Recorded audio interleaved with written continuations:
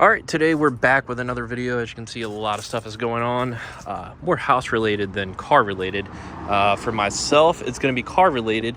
And as I have talked about in the previous videos leading up to this, everything now that I've been buying for the 4Runner at this point is more or less just upgrading stuff that I haven't gotten, that I wanted to get at this point, or just something, adding more like protection, I guess, or taking old parts that are kind of crap, and replacing it with something better. So let's go ahead and get into this. This is, I think, something that every Overlander or, 4Runner build needs. I still have my factory spare here. It's from like 2010, I think, or something. I don't even know why I have it on there. So we're gonna start here at the fuel tank. This is the factory fuel tank shield, I guess, if you want to call it that. I don't have the differential one. I doubt I'll ever get that. I don't know. But you can see we have the core 4x4, was that track bar, the relocation kit, and then we have the control arms. There's one of them right there, to go with the lift. So let me move more toward the middle of the vehicle here.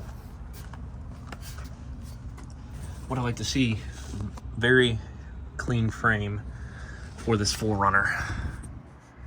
Very. So I ordered the RCI version of this, and we're gonna take out this crap metal one, the fuel tank. So we're gonna replace it with the RCI one. The lead time on that is about 2 to 4 weeks. I ordered it a week ago, so hopefully a couple more weeks. But what was in stock that I should have got the first time were the A-arms.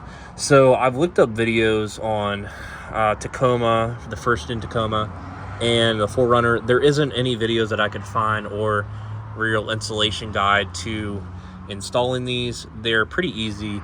Just takes a little bit of time because I had to use a wrench, a 14 millimeter wrench, and then I was able to use a shallow socket 14 millimeter on the other side to kind of tighten them both down.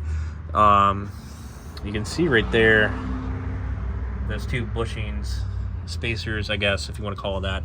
Now, I called RCI to see if I needed them.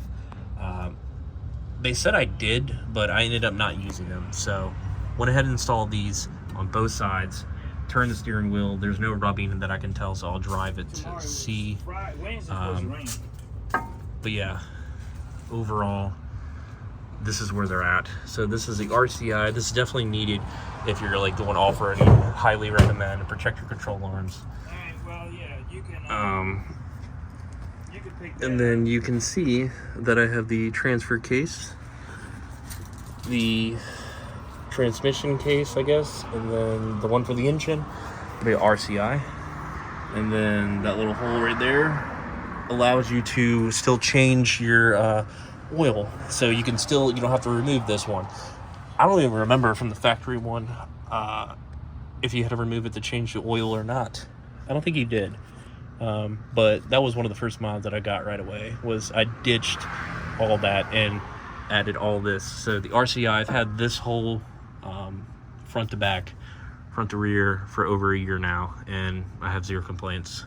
So RCI is definitely something I would, upgrade if you're going off-roading or you're building an Overland build, Tacoma, 4Runner, Lexus, whatever it is. And then I had these added on, these rock sliders as well. They're more on the expensive side, but they're the best in my opinion. So that's where we're at with that. I don't know the next step yet besides the fuel tank. But I did order from B3 Customs. They're the ones that do a lot of, if you look on their Instagram, they're the ones that make a lot of cabinets and stuff, like bed sliders and kitchen sliders, dresser drawers, basically all built, hand built from the videos I've seen. It looks like really great job. But they offer for the lighting this little thing I'm going to take out. And once I get it, I'll show a video talking about it. But it's got the light switch right here built in for this whole interior lighting. So, if you do true overlanding bit, like a true Overlander build, which this will never be. This is just a daily driver. It will see off-roading trails and stuff, but it's not going to be an adventure one to where I have whole drawer set up or something like that.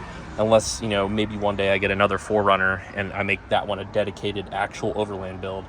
This is, you know, more or less for daily use, but to look good and have, you know, use out of everything that I've added to it at least. So there's going to be this one, basically, like, it's going to have the 12 volt, it's going to, you know, be able to charge, like camping or something, blow up an air mattress, whatever needs be. Once I get it, I'll be able to show you. But yeah, this is where we're at so far. Anything else right now? I can't really think of anything else that we're going to do.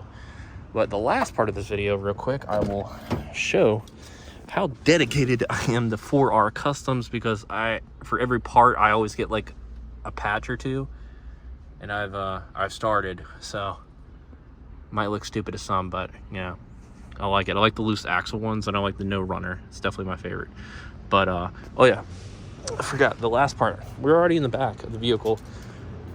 So the mirror that I got, I'm gonna replace it with this. 4R Customs had this one. Hands are dirty from installing this. Skid plate covers.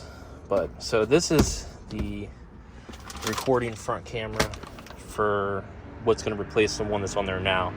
So just in case something ever happens, there's a moped. There you go. It's definitely going to be really cool. Honestly, it records. It's got like that function to where you can see everything in front of you, behind you. So I can't wait to get that installed. I'm actually going to go buy car toys today to see how much they'll charge for that. But that's my update for the 4Runner. That's where we're at. So yeah, I'll catch you guys later. Have a good one.